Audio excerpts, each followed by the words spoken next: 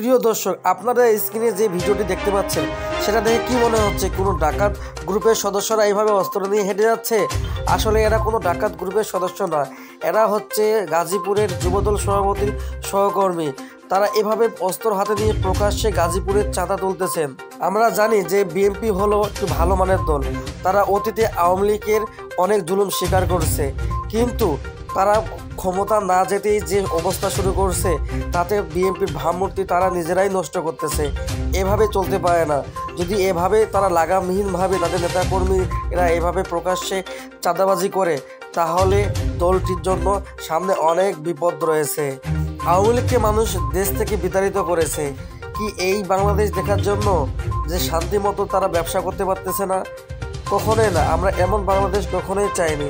আমরা একটা সুন্দর বাংলাদেশ চাইছিলাম যেখানে কোনো চাঁদাবাজ থাকবে না, কোনো কিছু থাকবে না, সকলেই মিলেমিশে একসাথে বসবাস করবো।